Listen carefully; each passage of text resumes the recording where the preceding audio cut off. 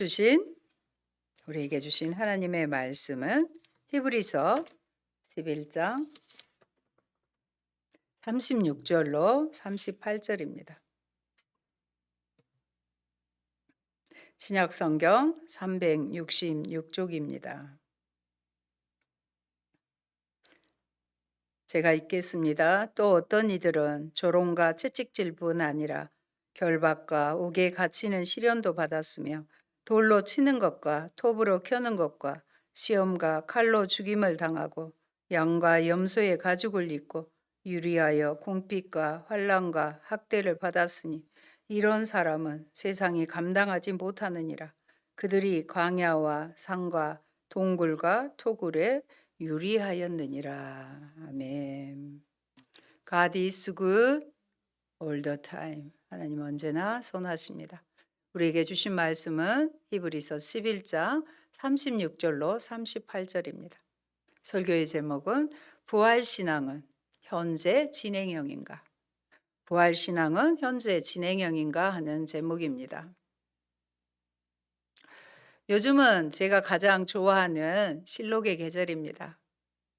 죽었던 거와 방불한 나무들이 다시 새싹이 돋고 연한 노란색부터 연두색 또 연한 초록색 나무들이 같은 색깔이 없을 정도로 정말로 바라보면 다양합니다. 이제 시간이 지나면 점점 초록이 짙어지고 마침내 열매를 맺게 되겠죠. 지난주에 보성에 있는 녹차 해수탕에 딸과 함께 가면서 25살에 근무했던 중학교를 지나게 되었습니다. 마침 함께하는 딸의 나이가 25살이어서 나도 저렇겠구나 하는 실감이 났습니다. 어린 나이에 고향의 후배들을 잘 가르쳐 보려고 그때는 수학교사로서 열심과 최선을 다하였습니다. 공립학교 첫 발령지다 보니 더 정이 들고 어린 선생님을 따랐던 제자들 또한 그랬을 것입니다.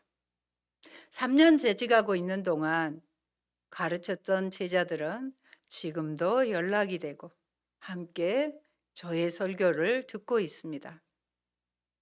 바람은 영생의 나라, 하나님 나라에도 함께 가고픈 소망이 있습니다. 우리는 지난주에 사망 권세를 이기신 부활절 예배를 드리고 헛되지 않는 부활 신앙에 대해 들었습니다. 이제 그 말씀대로 우리의 삶 가운데 살아드려야 합니다. 여러분, 예배는 예배를 본다가 아니고 드려야 합니다. 기도를 드리고 찬양도 드리고 말씀도 드려야 합니다. 어떻게 말씀을 드릴까요? 예배에 들었던 말씀을 우리가 지키고 행함으로 삶 가운데 열매를 맺어 다시 하나님 앞에 예배에 와서 그 삶의 열매들을 하나님께 드려야 하는 것입니다. 저는 스타치오를 소개하려고 합니다. 수도원에서 미사를 드리기 위해 성당에 들어가기 5분 전 잠시 마음을 모으고 준비하는 시간을 말합니다. 그 시간에 성도는 하나님을 만나는 긴장과 설렘을 동시에 느낍니다. 스타치오의 뜻은 정지, 휴식, 머무름입니다. 미리 설레는 마음으로 하나님을 만나니까 얼마나 설레겠어요. 간절한 마음으로 주님의 임재를 사모해야 할 것입니다. 그러므로 우리가 믿는 부활신앙은 현재 진행형이어야 합니다. ing 형태라는 것이지요. 헬라어의 현재의 의미는 현재 진행, 계속 반복되는 시상을 말합니다. 그러므로 부활신앙은 현재도 진행되고 계속해서 반복되어야 하는 것입니다. 죽음에까지 내려가셨다가 부활하신 예수님처럼 우리도 죽은 자와 방불한 그런 힘든 상황에까지 간다고 해도 부활을 소망하며 인내해야 되겠습니다. 오늘 본문의 말씀을 다시 읽어보겠습니다. 함께 합독하십니다. 또 어떤 이들은 조롱과 채찍질뿐 아니라 결박과 옥에 갇히는 시련도 받았으며 돌로 치는 것과 톱으로 켜는 것과 시험과 칼로 죽임을 당하고 양과 염소의 가죽을 입고 유리하여 궁핍과 환난과 학대를 받았으니 이런 사람은 세상이 감당하지 못하느니라. 그들이 광야와 산과 동굴과 토굴에 유리하였느니라. 아멘. 오늘 우리에게 주신 말씀은 성도에게 고난이나 시험이 따르는 것은 지극히 당연하다는 것입니다. 그들은 믿음을 증거하는 삶 때문에 일정한 거처가 없이 유리하는 상태에 있었습니다. 그들이 유리하는 생활을 할 때 그들에게는 항상 먹을 것과 마실 것, 그 밖에 생활에 필요한 모든 것들이 부족한 상태였음을 나타냅니다. 그들은 마치 앞찾기에 던져진 물건처럼 심하게 눌림을 당하고 많은 근심이 그들을 짓눌렀고 적지 않은 사람들이 그들을 적으로 여겨 괴롭혔습니다. 그래서 어디를 가든지 핍박이 끊이지 않았던 것입니다. 그럼에도 세상에서 하나님의 사명을 이행하는 것은 그들의 삶의 목표였기에 그것에 최선을 다하였을 뿐입니다. 성도들은 이 세상에 터를 닫고 뿌리를 내리는 존재가 아닙니다. 이 세상은 우리의 집이 아니라 내 집이 아니라 임시로 거처하는 장막에 불과하다는 사실을 알아야 합니다. 그래서 부활신앙으로 핍박과 어려움을 이겨내고 승리한 사례를 증거하도록 하겠습니다. 첫 번째, 카타콤에서의 부활신앙입니다. 초기 기독교 역사에서 초대교회의 역사와 극심한 박해 가운데 지하 묘지에까지 숨어 들어간 카타콤에서의 부활신앙입니다. 로마에 가보면 카타콤이라는 지하 묘지가 있습니다. 그런데 패키지로 여행을 하다 보니 카타콤을 가보질 못했습니다. 그러다가 영상으로라도 볼 수 있었습니다. 그리스도인들을 향한 박해가 심해지자 성도들은 이 카타콤에 폭 1m, 높이 3m 가량의 지하도로 미로를 만들고 그곳에 기도처와 은신처를 마련했습니다. 초대교회 박해를 피해 터키에도 갑바도기아, 데린구이에는 지하에 굴을 파고 들어가 공동 신앙생활을 한 곳을 가보기도 했습니다. 카타콤은 안내자 없이 그곳에 들어가면 출구를 찾지 못하여 나올 수가 없다고 합니다. 성도들은 그런 곳에 박해를 피해 그곳으로 숨어 들어가 그 지하에서 믿음을 지켜왔습니다. 그러다가 죽게 되면 벽을 파서 그곳에 묻었습니다. 현재 이탈리아의 산재에 있는 카타콤을 합치면 그 전체의 길이는 무려 880km에 달하고 벽에는 약 700만 명에 이르는 기독교 신자의 시체가 매장되어 있다고 합니다. 콜로세움이라는 원형 경기장을 갔을 때 저녁 무렵이라 문이 닫혀 실내를 볼 수는 없었지만 그 주위를 돌면서 굶주린 사자들 앞에서도 끝까지 신앙을 지키며 죽어간 성도들의 찬송이 들린 듯하여 계속해서 눈물이 났습니다. 마치 그때에 현장에 와 있는 것 같은 은혜를 주셨습니다. 덕분에 피곤해진 서유럽 여행길에 안구 건조증이 닿아버렸습니다. 그럼에도 초대교회 성도들은 박해에 굴하지 않았습니다. 무려 250년 동안, 여러분 상상이 되나요? 250년 동안이나 박해와 순교를 두려워하지 않고 믿음을 이어왔습니다. 자식에서 손자로, 손자의 자식에서 또 그들의 손자로 세대에서 세대로 이어오며 그들은 믿음을 지켜왔습니다. 여러분, 사람이 어두운 땅굴에서 숨을 죽이고 살아가는 그 모습을 상상해 보십시오. 사는 것이라고 말할 수 있겠습니까? 북한의 지하교회 성도들이 생각납니다. 카타콤의 순교자들의 일념은 믿음을 지키는 것 외에는 아무것도 없었습니다. 무덤 같은 땅 속에서 250년을 살아온 것은 정말 믿기 어려운 사실이 아닐 수 없습니다. 과연 이와 같은 힘이 어디서 나온 것일까요? 자신의 재산과 명예와 자기의 소중한 목숨까지 버릴 수 있었던 까닭은 과연 무엇이었을까요? 그것은 바로 부활신앙이 있었기 때문입니다. 자물성 있게 이 고난을 인내한다면 하늘의 보화를 소유하게 되리라는 소망도 있었기 때문입니다. 초대교회 순교록인 나는 그리스도인입니다라는 책입니다. 나는 그리스도인입니다라는 책에서 나는 그리스도인입니다. 이 말은 자유를 누리는 현 시대의 신앙인들이 이해할 수 없는 자신의 생명을 포기하는 한마디 외침이었습니다.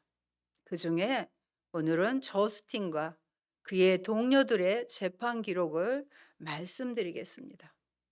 저스틴은 마르쿠스 아우렐리우스 황제 치하였던 165년경 로마에서 6명의 제자들과 함께 순교하였습니다.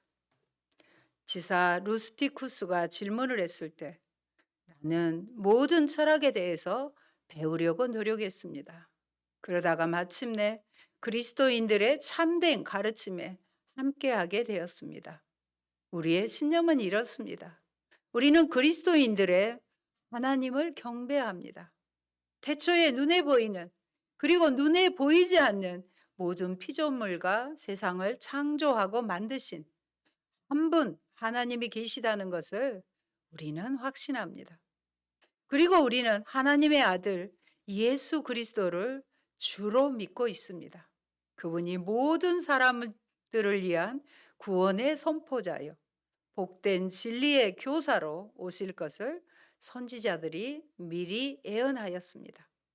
아주 오래전부터 선지자들이 바로 이분이 인간 세상에 임재하실 것을 선포하였다는 사실을 나는 분명히 알고 있습니다. 그러자 거두절미하고 묻겠다. 당신은 그리스도인인가? 저스틴이 대답했다. 예, 그렇습니다. 나는 그리스도인입니다. 카라톤에게도 말했다. 당신도 그리스도인인가? 나는 그리스도인입니다. 하나님이 그것을 원하십니다. 카리토도 나도 그리스도인입니다. 그것은 하나님의 은혜입니다. 유엘 피스투스도 나 역시 그리스도인입니다. 그리스도로 인하여 나는 자유를 얻었으며 그분의 은혜로 다른 그리스도인들과 같은 소망에 참여하게 되었습니다.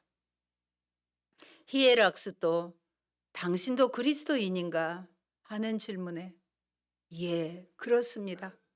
다른 그리스도인들이 섬기는 그 하나님을 나도 경배하고 있습니다. 우리의 참 아버지는 그리스도이며 그분을 믿는 신앙이 우리의 어머니입니다. 나의 세상 부모님은 이미 돌아가셨습니다. 옆에 있던 파이온이 나도 그리스도인입니다. 부모님으로부터 이 아름다운 신앙 고백을 물려받았습니다. 리베리아 누스가 대답했습니다. 나도 역시 그리스도인입니다.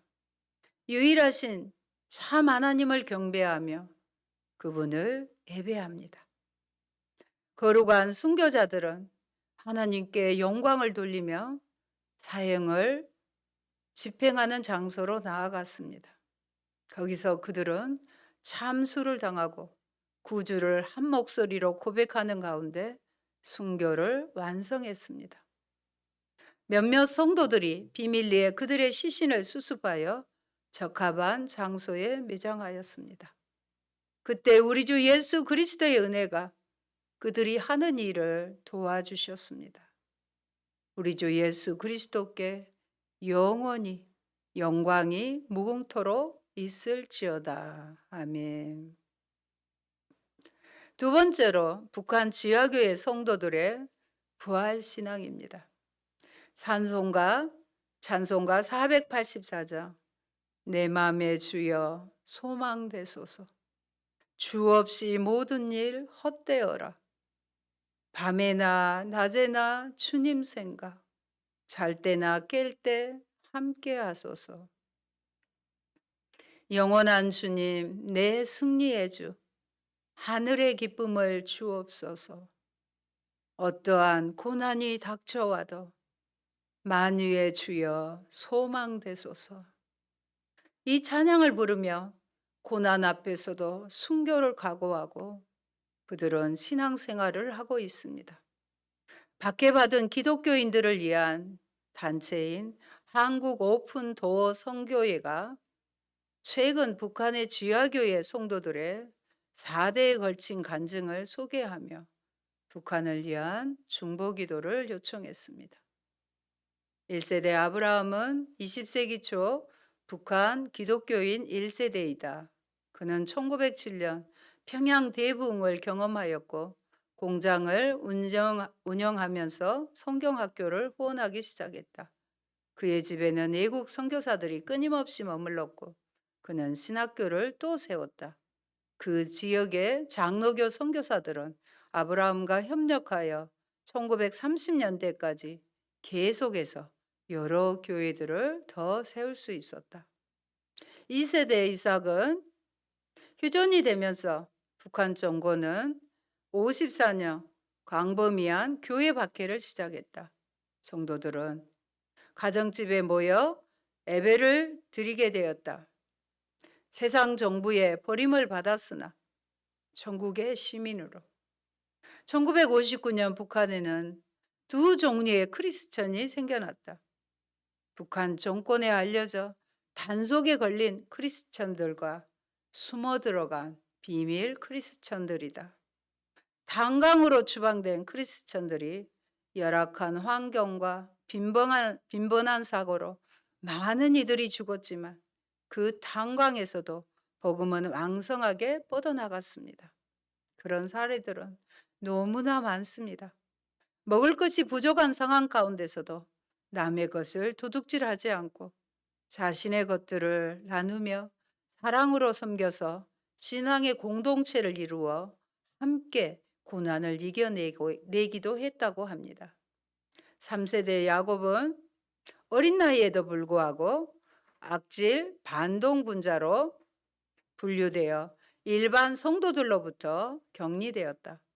야곱은 죄교육 대상이 아니었다. 보통 악질 반동분자들은 처형 대상이었다.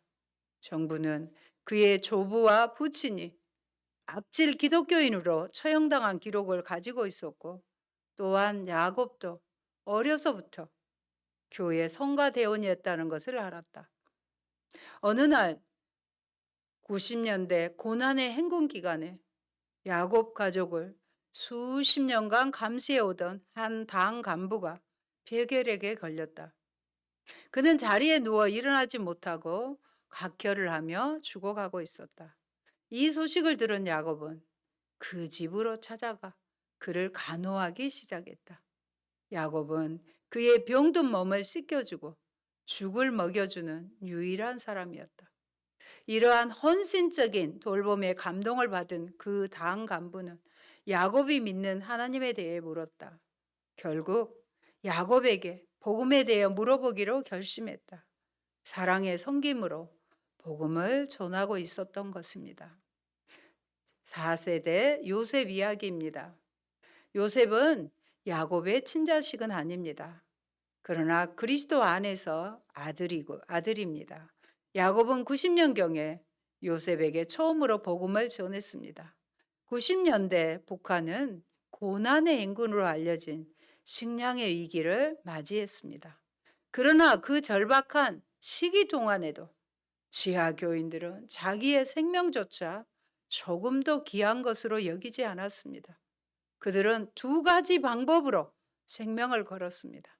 하나는 자기들의 음식을 나눠준 것이고 또 하나는 예수의 복음을 전한 것이었습니다. 오픈도어즈는 그런 곳에서 사는 사람들이 얼마나 절박한지 상상해 보라. 북한의 성도들은 우리 주님이 남겨놓으신 믿음의 구루토기와 같다. 하나님의 나라가 이 땅에 임해야 한다. 우리는 여러분의 후원과 기도가 필요하다고 강조했습니다. 기도하며 삶을 살아가는 희망을 가집니다. 국경 지역보다 평양, 신의주 지역에 전염병이 퍼져서 상태가 매우 심각합니다. 굶어 죽느냐, 전염병에 감염되어 죽느냐, 매 한 가지 절망 상태지만 그분을 알고 난 다음부터 두려움이 사라졌습니다. 다시 한번 감사합니다. 지하교회 성도의 고백입니다. 그럼 이제 우리는 부활 신앙의 현재 진행형을 우리가 살아드려야 되잖아요. 어떻게 살아내야 될까요? 말씀과 성령의 임재로 살아야 합니다.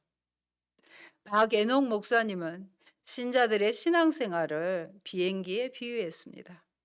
가장 비행기에서 중요한 몸통은 비행기의 사명과 목적으로 사람과 화물을 실어 날리는 게 목적이지요. 몸통은 그래서 에베이며 에베가 가장 중요합니다. 양 날개는 말씀과 기도라고 합니다. 비행기가 잘 날기 위해서는 양 날개가 역할을 잘해야 하는 것입니다. 말씀과 기도로 하나님 앞에서 고독해져야 합니다. 문제가 생겨 어려울 때 비난하는 자가 아니라 말없이 문제를 해결해주고 도와주는 자가 되어야 합니다. 이번 저의 노트북 멈춤 사건으로 말없이 밤중에 달려가 친구의 어댑터를 가져와 해결해 주는 것을 계기로 알게 되었습니다. 부활신앙은 그래서 하나님의 도우심을 믿고 인내하며 조용히 간구하며 기다리는 것입니다. 힘들 때 왜 그렇게 되었느냐고 따질 것이 아니라 조용히 하나님의 도우심을 구하고 협력하면 되는 것입니다. 그럴 때 영과 진리로 예배하는 자를 찾으시는 하나님께서 예배를 드릴 수 있도록 도우시는 것을 경험하게 되었습니다. 사랑하는 여러분, 부활의 진행형은 예수 그리스도가 내 안에, 내가 그리스도 안에 있어야 합니다. 요한일서 4장 12절에도 우리가 서로 사랑하면 하나님이 우리 안에 거하시고 그의 사랑이 우리 안에 온전히 이루어진다고 말씀하셨습니다. 예수님은 또 포도나무요. 우리는 가지이기에 우리는 주님과 연합함으로 주님 안에 있어 주님의 부활이 나의 부활이 되어 계속해서 진행되어지는 것입니다. 그리고 부활신앙은 생명의 말씀이 내 안에 살아 움직여야 합니다. 한국교회 초기에 가난하고 힘이 없을 때에는 오직 예수님만 의지했습니다. 그래서 예수님의 이름을 부르며 기도에 전념했습니다. 늘 새벽 기도는 울음바다였고요. 울부짖음이었습니다. 예수님의 능력을 의지하지 않고는 하루도 살 수가 없다는 것을 날마다 체험했습니다. 그때 활발했던 것이 기도원 운동이었습니다. 저도 매 방학 때는 2주간 정도를 늘 기도원에서 집회에 참석하고 말씀과 기도로 성령의 힘을 받았습니다. 이제는 그래서 이를 위해서 가슴이 다시 뜨거워질 때까지 우리 또한 무릎을 꿇고 간절히 기도하시기를 바랍니다. 바람은 내일부터 있어지는 청년 다니엘 기도회에서 우리 젊은 청년들을 비롯해서 다시 간절히 기도해야 하는 성령의 능력으로 기도의 힘을 받으시기를 바랍니다. 디모데전서 4장 5절의 말씀입니다. 같이 보실까요? 하나님의 말씀과 기도로 거룩하여 짐이니라. 아멘. 답이 나와 있잖아요. 우리가 거룩함에 이르는 길은 하나님의 말씀이에요.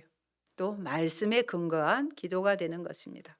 여러분, 디모데전서는 무슨 서신이에요? 목회 서신이잖아요. 그래서 먼저 제 자신을 포함하여 목회자들에게 주시는 말씀입니다. 그런데 우리의 훈련과 신앙이 내면을 보지 못하고 지나치게 육체적이고 세상적이지 않나 생각해 봅니다. 왜 예수님이 3년 동안 제자들을 훈련하는데 시간을 투자했을까요? 주님이 늘 주의시킨 것은 생각으로 드러나는 주님께서 늘 우리에게 주의를 주신 것은 우리의 내면이었어요. 우리의 마음 아니었습니다. 주님이 말씀하신 것처럼 그것이 우리를 훼손하고 무너지게 하기 때문입니다. 그러므로 자기 부정, 자기 부인이 먼저입니다. 누가복음 9장 23절 같이 봅니다. 아무든지 나를 따라 오려거든 자기를 부인하고 날마다 제 십자가를 지고 나를 따를 것이니라. 아멘. 우리 주님은 나라는 존재가 내가 문제라는 것을 알고 계셨습니다. 먼저 변화되어야 하는 것을 알고 계셨고 그래서 구체적으로 말씀하셨습니다. 자기 부인으로 드러난 제자도의 명령입니다. 그것은 마지막 28장에 있는 지상 명령보다 사실은 우선적인 것입니다. 뭐가 답이에요? 말씀과 기도가 답입니다. 먼저 목사가 설교자가 아니라 인간으로서 자신을 직면해야 하고 수도자로서 하나님 앞에 서는 것을 생각해야 합니다. 예수님께서도 사람들의 환호 속에 있었지만 홀로 한적한 곳으로 나가셨습니다. 우리도 홀로 고독함으로 하나님을 직면한다. 이런 영성을 회복해야 하겠습니다. 마태복음 6장 6절의 말씀입니다. 너는 기도할 때에 내 골방에 들어가 문을 닫고 은밀한 중에 계신 내 아버지께 기도하라. 모든 신앙의 사람들은 한결같이 홀로 고독함으로 하나님 앞에 설 수 있는 능력자들이었습니다. 늘 홀로 하나님 앞에 섰던 자들이었습니다. 그것은 오직 하나님만을 의식하는 고독의 힘이었습니다. 영적으로 성숙한 모습입니다. 하나님 앞에 홀로 고독함으로 골방으로 들어가는 훈련을 하고 자기를 부인함으로 온전히 성령의 통치를 받는 지경에 이르러야 합니다. 성령 안에서 그리고 성령에 의해서 행하시고 걸으십시오. 항상 성령의 다스림과 통치를 받으십시오. 로마서 8장 13절에도 이렇게 말씀합니다. 너희가 육신을 따라 살면 죽을 것이로되 성령을 통해 몸의 행실을 죽이면 살리라. 여러분의 삶에 함께 하시는 내주하는 성령의 임재와 영광을 여러분은 더욱 의식하십시오. 그분과 교제하는 시간을 중요한 시간으로 삼으십시오. 예수님처럼 항상 당신 안에 있는 성령의 임재와 사역을 인식하십시오. 예수님은 아버지는 내 안에 계셔서 그의 일을 하신다고 말씀하셨습니다. 예수님은 자신 안에서 자신을 통해 일하고 계신 성령님을 그분 안에 계신 아버지로 인식하셨습니다. 성령님은 또한 여러분 안에 계신 아버지이십니다. 그분은 당신을 인도하고 지키는 분이십니다. 그분께 여러분의 삶을 맡기십시오. 그분은 당신에게 최고의 친구이자 돕는 분이십니다. 사랑하는 여러분, 부활신앙을 회복하고 매일의 삶 속에서 하나님의 임재를 경험하고 새로운 생명의 삶을 살아갈 수 있도록 함께 하시기를 예수님 이름으로 축원합니다. 그리고 우리에게 주신 부활신앙은 현재도 진행형이어야 합니다. 아멘. 기도합니다. 좋으신 아버지 감사합니다. 사망 권세 이기신 우리 예수님께서 부활하시고 부활의 신앙을 헛되지 않도록 우리에게 주셔서 감사합니다. 그 부활 신앙은 여전히 내가 죽고 자기 부인이 되고 내 안에 예수님으로 함께함으로 성령의 임재 가운데 말씀과 기도로 거룩해지는 현재 진행형인 것을 아버지 저희들도 알고 그러한 삶을 살아드리게 하옵소서. 카타콤의 초대교회의 성도들의 신앙과 북한의 지하교회 성도들의 신앙도 결코 헛되지 않고 찬란한 영광으로 하나님 갚아주시고 인도하셨음을 감사드립니다. 오늘 주신 말씀대로 아버지 우리도 늘 부활신앙을 주님 배울 때까지 계속해서 반복해서 지켜가는 저희들이 되도록 복을 내려 주십시오. 예수님 이름으로 기도합니다. 아멘.